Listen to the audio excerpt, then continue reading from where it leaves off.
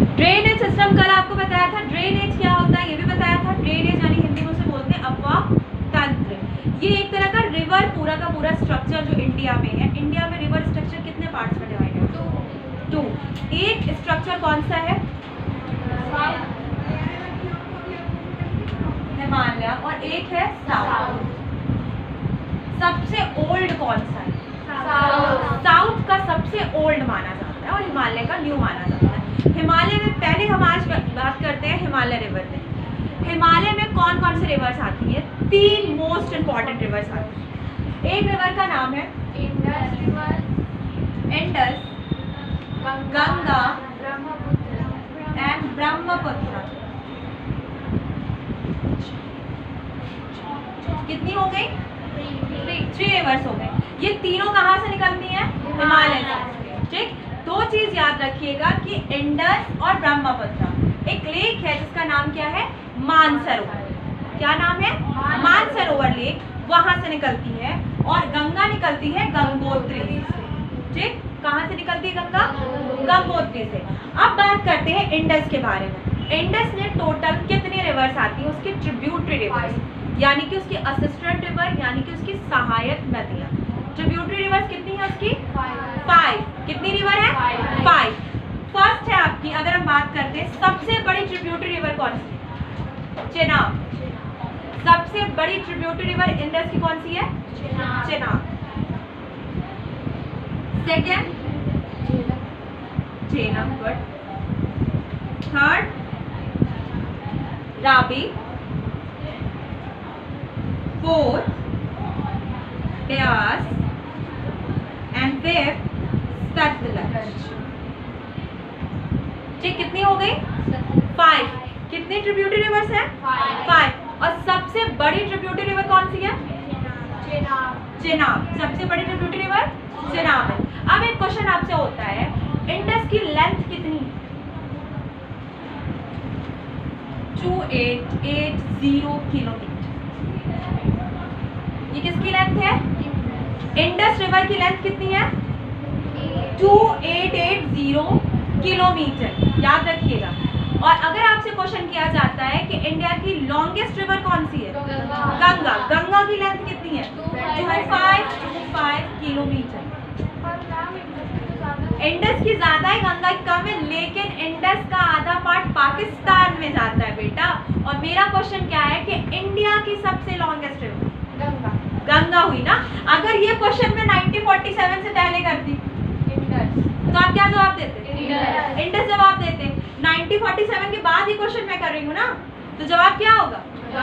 गंगा। सीधी सी बात है कि अगर देश की आजादी से पहले यही सवाल होता कि इंडिया की सबसे लंबी नदी कौन सी, तो आप कहते हैं इंडस, क्योंकि इसकी लेंथ कितनी है?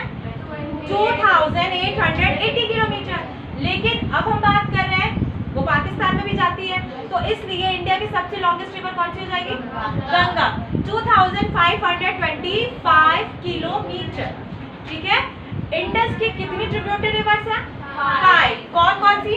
चेनाब, झेलम, रावी, ब्यास और सतलज। एक चीज और याद रखिएगा कि ये रिवर्स कहाँ कहाँ से निकलती है, ये भी एक क्वेश्चन बनता है। आप क्या माउंटेन पास जानते हैं? माउंटेन पास के बारे में कोई बच्चा जानता है? जो माउंटेन्स पे दर्रे बने होते हैं, दर्रे बने होते हैं ना, उसे माउंटेन पास कहते हैं। तो एक माउंटेन पास है रोहतांग, रोहतांग पास। ठीक है। वहां से कौन सी रिवर निकलती है? वहां से निकलती है चेनाब। रोहतांग पास से कौन सी रिवर निकलती है? नोट कर लीजिए, रोहतांग पास से जो रिवर निकलती है उसका क्या नाम है? चेनाब। झेलम निकलती है कश्मीर में बैरीनाग से। कश्मीर में बैरीनाग से। ठीक। अब बात करते हैं रावी कहां से निकलती भाई? रावी भी रोहतांग से निकलती है। ठीक, समझ में आ गई बात? ब्यास भी रोहतांग से निकलती है। और लास्ट सतलज निकलती है कहां से? मानसरोवर लेक से। 3 सबसे मोस्ट इंपॉर्टेंट रिवर जो मानसरोवर लेक से निकलती है वो कौन कौन सी? इंडस, सतलज, ब्रह्मपुत्र। कितनी हो गई? 3। इंडस, सतलज, ब्रह्मपुत्र कहाँ से निकलती है? मानसरोवर लेक से। नोट कर लीजिए, मानसरोवर लेक से निकलने वाली 3 नदियां कौन सी हैं? 3 रिवर्स? इंडस, सतलज, ठीक है, याद रखिएगा। हमने अभी आपको बताया चेनाब इंडस की सबसे बड़ी ट्रिब्यूटरी रिवर है और चेनाब कहाँ से निकलती है? रोहतांग पास से। हाँ, झेलम कश्मीर में बैरी नाम से, राबी रोहतांग से, ब्यास रोहतांग से और सतलज मानसरोवर लेक्स। आप कैनल के बारे में जानते हैं बेटा? नहर, नहर सुना है?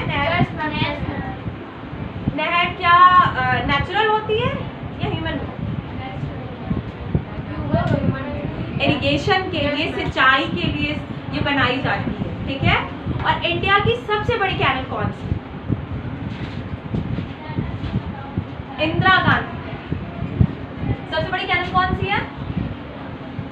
इंदिरा गांधी। भाई ये कहाँ से निकलती है, मतलब ये कहाँ पे है? ये है पंजाब में। कहाँ पे है? इसकी लेंथ कितनी है? नहीं, इसकी लेंथ कितनी है? इसकी लेंथ है 649 किलोमीटर।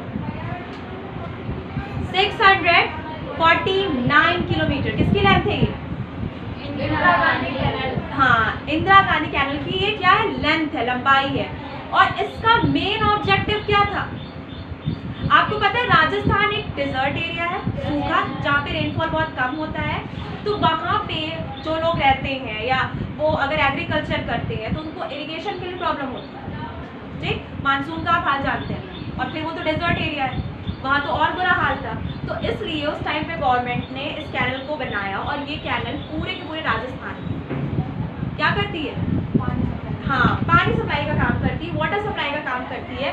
इसकी लेंथ आप देख सकते हैं कितनी ज़्यादा है, 649 किलोमीटर। और ये इंडिया की सबसे बड़ी, जैसे कह सकते हैं, कैनल प्लांट, इसका प्रोजेक्ट है, ठीक। अब आगे चलते हैं और जानते हैं एक एक रिवर के बारे में, ठीक। अब ये देख लीजिए कि ये पंजाब में कहाँ पे, सॉरी, पंजाब में एक जगह है हरीके। क्या नाम है जगह का?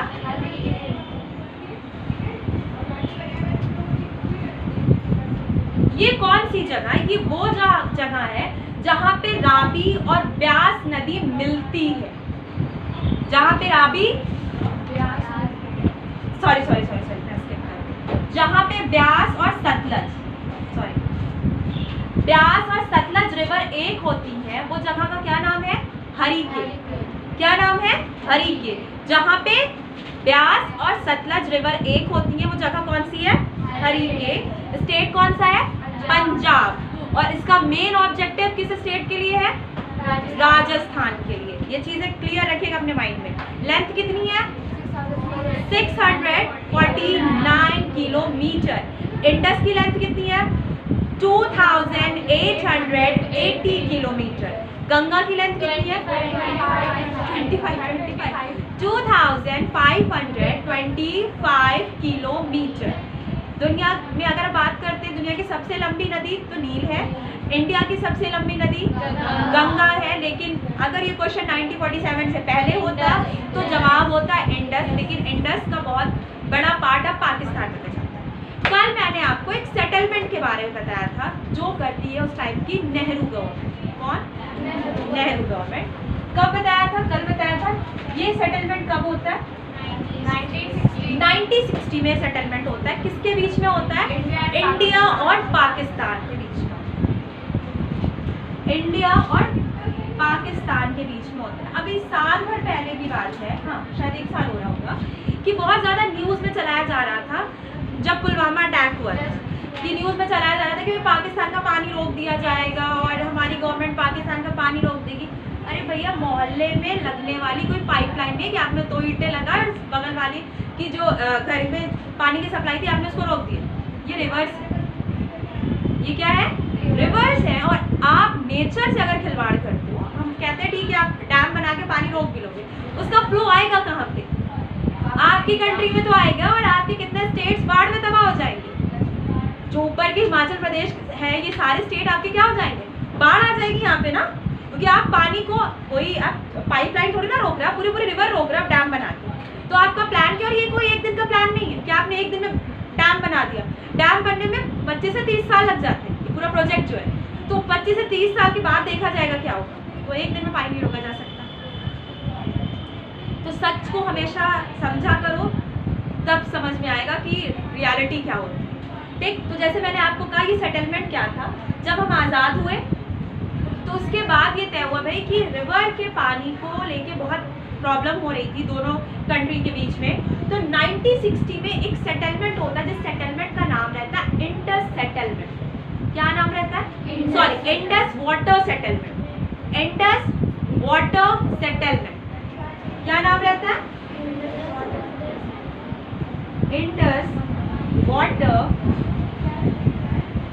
सेटलमेंट। ये कब होता है? 1960 में।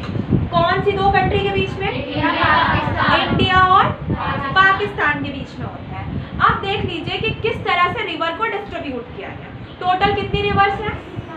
6 रिवर है। 6 है ना, इंडस को मिला के 6 हुई, उसकी 5 ट्रिब्यूटरी और मेन इंडस कितनी हो गई? 6 रिवर्स हो गई। अब सीधे से इक्वल तो डिस्ट्रीब्यूशन यही है कि 3 रिवर उनकी और 3 रिवर हमारी। तो ऊपर की जो 3 रिवर्स है इंडस, चिनाब और झेलम, इसका पानी पाकिस्तान लेगी। नोट कर लीजिए, इंडस, ये जो 3 रिवर है इंडस, चिनाब, झेलम पाकिस्तान, रावी, ब्यास, सतलज इंडिया। ठीक, ये कब तय हुआ? 1960 में एक वाटर सेटलमेंट होता है जिसका नाम रहता है इंडस वाटर सेटलमेंट। ये सेटलमेंट होता है इंडिया और पाकिस्तान के बीच में, और ये तय किया जाता है कि भाई 6 रिवर है, आप 6 में से 3 आप रखोगे और 3 हम रखने के अंदर भी उसके वाटर का जो यूज होगा वो 3 आपका होगा और 3 हमारा होगा। Water use in the mean, मान लो उस पर प्लांट्स लगाने हो, कोई प्रोजेक्ट स्टार्ट करना हो, इस तरह से मैं बात कर रही हूँ। इंडिया का सबसे बड़ा डैम कौन सा है? डेल्टा है। डेल्टा क्या होता है? डेल्टा वो होता है जो मिट्टी बहा के कौन लाता है ऊपर से? रिवर्स, माउंटेन से रिवर्स क्या लाती है? बहुत सी मिट्टियाँ बहा के लाती है, तो वो क्या बनाती है? उससे डेल्टा बनाती है। और दुनिया का सबसे बड़ा डेल्टा बनता है सुंदरबन डेल्टा। और ये कौन 2 रिवर मिलके बनाती है? गंगा और ब्रह्मपुत्र। ठीक है, अब बात कर लेते हैं गंगा कहाँ से निकलती है। तो गंगा निकलती है गंगोत्री से। गंगा कहाँ से निकलती है? गंगोत्री से। यमुना भी निकलती है बंदरपुंज नाम के एक जगह है उत्तराखंड, ऐसे नॉर्मल उसको यमुनोत्री भी बोलते हैं। ठीक, बंदरपुंज नाम की एक जगह जहाँ से यमुना निकलती है। और गंगा की सबसे बड़ी ट्रिब्यूटरी रिवर कौन है? यमुना। गंगा की सबसे बड़ी ट्रिब्यूटरी रिवर यमुना है। और इनका संगम कहाँ पे होता है? आपके प्रयागराज। गंगा और यमुना कहाँ पे मिलती है? प्रयागराज में मिलती है। कहाँ से निकलती है यमुना? बंदरपुंज उत्तराखंड। और मैं बात कर रही हूँ गंगा गंगोत्री से निकलती है। ठीक, मानसरोवर लेक से कोई कनेक्शन नहीं है। मानसरोवर लेक से निकलने वाली 3 रिवर कौन सी थी? इंडस, सतलज और ब्रह्मपुत्र। इंडस, सतलज और ब्रह्मपुत्र। ठीक, समझ में आ गई बात? बेसिक चीजें मैंने आपको बता दी, मैप में कल बात करते हैं। अब अभी मैं बात कर रही थी डैम, वो स्किप हो गया। इंडिया का सबसे बड़ा डैम किस रिवर पे है और क्या नाम है उसका? इंडिया का सबसे बड़ा डैम है, उसका नाम है हीराकुंड डैम। हीराकुंड डैम। ठीक, और किस रिवर पे है ये? महानदी पे है। महानदी एक नाम की रिवर है, वो साउथ की रिवर पे आती है, महानदी। ठीक है, और इसी पे इंडिया का सबसे बड़ा डैम है जिसका नाम क्या है? हीराकुंड डैम। ठीक, डेल्टा अलग है अच्छा और डैम अलग है। क्लियर? हाँ, ये साउथ में जब मैं पढ़ाऊंगी तो उड़ीसा में जब पढ़ाऊंगी तब बताऊंगी। अभी मैं हिमालय पढ़ा रही हूँ, सिर्फ मैंने अभी बता दिया है कि इंडिया का सबसे बड़ा डैम कौन सा है? हीराकुंड डैम। अभी जैसे इसके बताए कौन कौन सी रिवर कहाँ से आ रही है, तो उसके साथ बात करेंगे। ठीक, अभी जैसे आपको सबसे इम्पोर्टेंट चीज़ इसमें याद रखनी है वो है 1960 का जो सेटलमेंट हुआ, कौन सी 2 कंट्री के बीच में हुआ था? इंडिया और पाकिस्तान के बीच में हुआ था।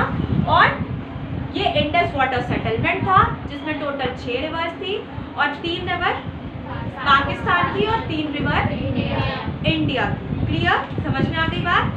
अगर आपसे पूछते हैं कि सबसे बड़ी ट्रिब्यूटरी रिवर कौन सी है इंडस की?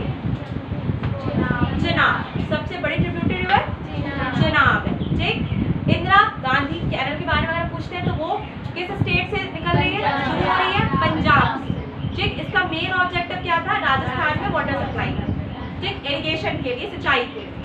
प्लस इसकी लेंथ कितनी है, 649 किलोमीटर, ठीक, 649 किलोमीटर। और ये इंडिया की सबसे बड़ी कैनल मानी जाती है। ठीक, ये इंडिया की सबसे बड़ी कैनल मानी जाती है। क्लियर, समझ में आ गई बात? अब यहाँ पे मैं आपसे एक क्वेश्चन करती हूँ कि मुझे ये बताइए कि हिमालय की जो 3 रिवर है, मैंने 2 तो आपको बेसिकली बता दी, गंगा के बारे में और इंडस के बारे में। अब बचती है ब्रह्मपुत्र। ठीक, ब्रह्मपुत्र कहाँ से निकलती है, ब्रह्मपुत्र कहाँ से निकलती है, मानसरोवर लेक से निकलती है। कहाँ से, मानसरोवर लेक से निकलती है। और ये जैसे जैसे कंट्री चेंज करती है, स्टेट चेंज करती है, इसके नाम भी चेंज होते जाते हैं। जैसे हम बात करते हैं कि इसे तिब्बत में क्या बोलते हैं, सिपांगो।